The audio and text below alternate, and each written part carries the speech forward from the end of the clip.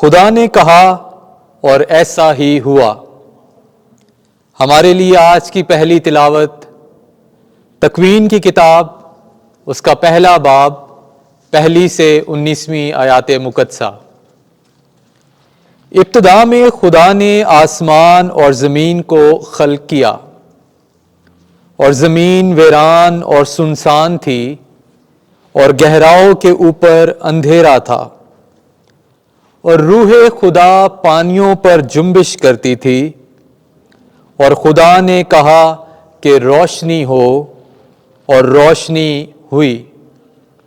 اور خدا نے دیکھا کہ روشنی اچھی ہے، اور خدا نے روشنی کو تاریکی سے جدا کیا، اور خدا نے روشنی کو دن کہا اور تاریکی کو رات کہا۔ پس شام ہوئی اور صبح ہوئی، یعنی پہلا دن۔ اور خدا نے کہا کہ پانیوں کے درمیان فضا ہو، جو پانیوں کو پانیوں سے جدا کرے۔ تب خدا نے فضا کو بنایا، اور فضا کے نیچے کے پانیوں کو فضا کے اوپر کے پانیوں سے جدا کیا، اور ایسا ہی ہوا۔ اور خدا نے فضا کو آسمان کہا۔ پس شام ہوئی اور صبح ہوئی، یعنی دوسرا دن۔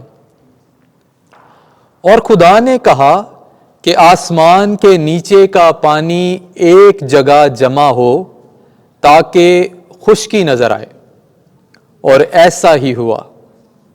اور خدا نے خشکی کو زمین کہا، اور مجتمع ہوئے پانی کو سمندر کہا۔ اور خدا نے دیکھا کہ اچھا ہے۔ اور خدا نے کہا کہ زمین سبز نباتات اور بیج دار پودوں اور پھل دینے والے میوہ دار درختوں کو ان کی اپنی اپنی قسم کے مطابق، اور جو زمین پر اپنے آپ ہی میں بیج رکھیں، اگائے۔ اور ایسا ہی ہوا۔ تب زمین نے سبز نباتات اور بیج دار پودوں اور پھل دینے والے میوہ دار درختوں کو ان کی اپنی اپنی قسم کے مطابق اگایا۔ اور خدا نے دیکھا کہ اچھا ہے۔ پس شام ہوئی اور صبح ہوئی، یعنی تیسرا دن۔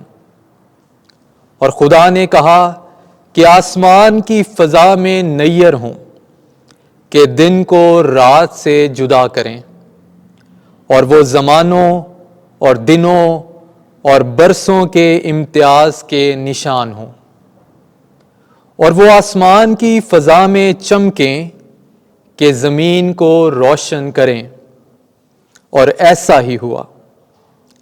پس خدا نے دو بڑے نیر بنائے، ایک نیر اکبر جو دن پر حکومت کرے، اور ایک نیر اصغر جو رات پر حکومت کرے، اور ستارے بھی۔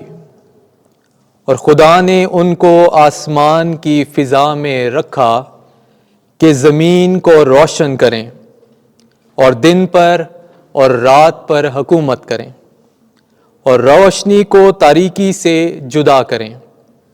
اور خدا نے دیکھا کہ اچھا ہے۔ پس شام ہوئی اور صبح ہوئی، یعنی چوتھا دن۔ پاک کلام کے پڑھے اور سنے جانے پر خدا کی برکت ہو۔ زبور 104۔ جماعتی جواب۔ خداوند اپنے کاموں سے خوش ہو۔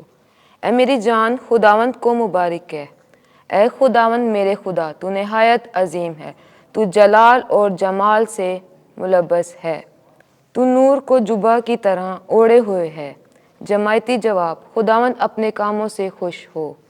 تو نے زمین کو اس کی بنیادوں پر استوار کیا، ابدالآباد تک اسے کبھی جنبش نہ ہوگی۔ تو نے اسے لباس کی طرح سمندر سے ملبس کیا، پانی پہاڑوں پر کھڑا تھا۔ جماعتی جواب۔ خداوند اپنے کاموں سے خوش ہو۔ تو ان ندیوں میں چشمے بھیجتا ہے جو پہاڑوں کے درمیان بہتی ہیں، ان کے آس پاس ہوا کے پرندے ان پر بسیرا کرتے ہیں، اور ڈالیوں کے درمیان چہچہاتے ہیں۔ جماعتی جواب: خداوند اپنے کاموں سے خوش ہو۔ اے خداوند، تیرے کام کیا ہی کثیر ہیں، تو نے سب کچھ حکمت سے بنایا ہے، زمین تیرے خلقت سے معمور ہے۔ اے میری جان خداوند کو مبارک ہے۔ جماعتی جواب: خداوند اپنے کاموں سے خوش ہو۔ خداوند آپ کے ساتھ ہو۔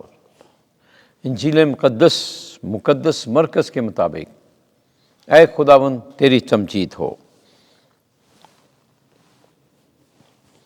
چھٹا باب 53ویں سے 56ویں آیت۔